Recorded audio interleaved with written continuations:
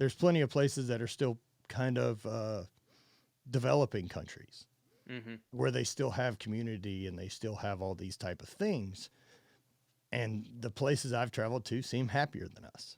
I was gonna say this might be the perfect time to shoe in your trip to Uganda and ask about your takeaway and your experience working with Justin Wren out there and that whole experience. Justin's an incredible guy, first and foremost. And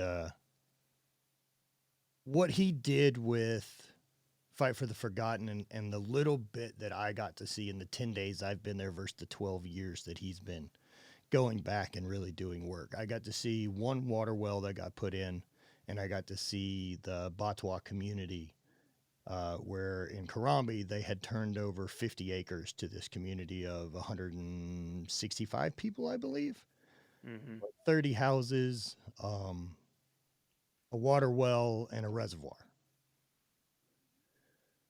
And man, I've never impacted change in anyone's life like that. Yeah. That's base hierarchy of needs. That's clean water and a place to go inside. That you Mm-hmm. can't be attacked. And these people, like up to 6 months ago, had been living in this area, Bundi, Missouri, living behind the slums. And they were there for 17 years, man. And like trying to put that in perspective, like think about the last 17 years of your life and think about how informative that was on what you believe you are. And they spent that, started with 300 people in their community on this half acre of land behind the slums in a town that I don't know where you would decipher and say like slums start.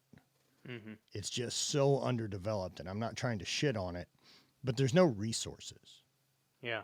right? Like this whole town, right? Like there aren't nobody No comes to pick up infrastructure. trash, Yeah. right? So everyone just burns their stuff. Granted, there's a lot less trash because there aren't deliveries of Amazon shit being brought every single day. Yeah. Less cardboard, less plastic. Yeah. So they also use their stuff to the fullest. Um, and so the Batwa, these pygmy people from the forest, after they got kicked out of the forest, their ancestral home where they had spent forever, and like, there's elders in this group. Like some of the people I met were like in their 80s, Mm-hmm.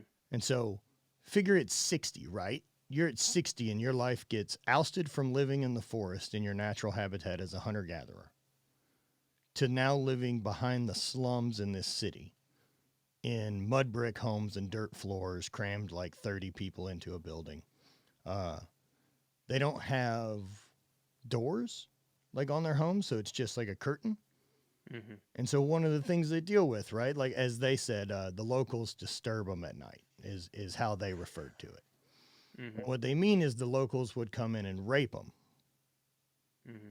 because somebody told them that it would cure HIV. Or they would Mm-hmm. take one of the kids and do some bloodletting to drink their blood because that would cure HIV. Like that's Mm-hmm. shit that they've dealt with for the last 17 years of life. Mm-hmm. Even imagine like from 60 to 80, that's what life was. So when you're coming back, I mean, obviously when you're seeing those intense, especially just horrid conditions for the most part, and daily experiences and lifestyle, especially from where we exist in the world. How do you try and encapsulate that experience and try and, I don't know, obviously you work to spread awareness, but how do you try and make sure you take that perspective back home and try and hold on to it as long as you can? Because obviously those memories, they become faint over time, but you still want to have that heightened appreciation for what we have and put everything into the right context. One of the reasons I travel is because I love the shape it does to me. I love how it shifts my perspective in Yeah. a literal sense because I'm on a different place on earth, and the internal sense of being able to just see things with more information and actually have an experience to form an opinion on. Going over there, I very specifically remember one night was pretty spent after we had done this celebration of handing over a water well to a local community of probably 1,000 people.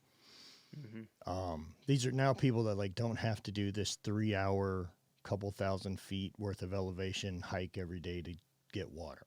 I was gonna say, so what it, yeah, not to interject on your story, but what is the process of getting them water? Is it basically trying to bring a more accessible solution and connector from the reservoir down to the Nope. village, or how does it, so how does it work? I know So you, I saw you guys there's carrying so yeah, the so there's cans. no infrastructure, Mm-hmm. just none. And so they're also up on this mountainside. So you have to survey the land to figure out where you could actually put a well. And then Mm-hmm. what, so there's wells, and then there's something what they usually, I always just call it a well. Like it's got a pump handle, but Yeah, they're yeah. called borehole. And so they'll dig there and find, and hopefully find clean water. It just may take a week worth of digging. Okay, so they're basically digging deep to find some kind of water source that's deep underground, and then extract the water up there. Okay, and that's what you guys are kind of helping do. Yeah. So that's what Fight for the Forgotten's like main goal Mm-hmm. is getting accessible water to people who don't have it. Yeah, And yeah. so before this, which was like they've had this borehole in place for 2 weeks, like this community has a 2 hour a day water walk. I mean, look in a survival scenario, right? Like if things shut off right now and everyone in our country had to do a 2 hour walk to get water for the day, what Mm-hmm. percentage of our population do we lose? Yeah. A lot. That'll We be saw enough it to just over kill toilet most paper. people. Yeah, I know, I know. Yeah. And so laying there in bed one night, we're staying in one of the houses that they've got, and so it's a Mm-hmm. very simple 10 by 30 concrete building with no windows, bars on the windows and shutters because well now they're stoked to feel safe that people Yeah. can't come in their fucking homes. And I'm laying there and I realize this is probably the closest I'll ever stay to a prison cell. And Mm-hmm. this is the most luxury that these people have ever known. They're super grateful for it. And like, man, I'm laying in bed listening to them just party and celebrate together. The hard thing is to try and relay to people that these existences happen Yeah. concurrently at the same time. Yeah. Like I knew someone it is did, living. but it's not the same as being there. It's exactly. It's different from seeing, like, I can envision it. I see it on videos, so forth. I see the content you and Justin post, but it's not something I can really fully understand until I'm there. But it's just You crazy can't to, add the time factor the right way until you're there yeah. It's just and hard to think believe like, that, yeah, that you have someone waking up in silk sheets in Beverly Hills, whatever. They're, getting driven somewhere. And of course, that's an extreme. But even like, I'll say your life or my life. We have very conveniences. We have grocery stores. We have a great home, great opportunities, opportunity for economic mobility and so forth. And then, somewhere else at the exact same time, they don't have a chance. They're just focused on survival. All they yeah, have is man, their but community. that whole thing, right? Like that whole thing where you just said like they don't have a chance. Um, they want different things. That's right. Yeah. This isn't what they've been sold. They haven't been sold on the nonstop consumerism that the purchasing Mhm. the next thing is going to be the answer to the question. Mhm. So they don't have that part. Mhm. And so while I've met tons of people and these aren't miserable fucking people. Exactly. Yeah, that's They're right. They happy. don't desire what we have. Yeah. They're genuinely happy and have Mhm. lots of love. We don't. Mhm. There's It shows that something to more be is not said always there. better, right? Yeah. There's something to be said there, or at least fucking acknowledge that that isn't going to be the answer and start making some different moves. For me, Yeah. right, like being in that scenario and really taking heavy notice of that night and burning that kind of sensation and understanding in of it. Make Mhm. sure that I'm chasing the things that excite me, Yeah. Well, not I think excite stuff that I hope other people see me do.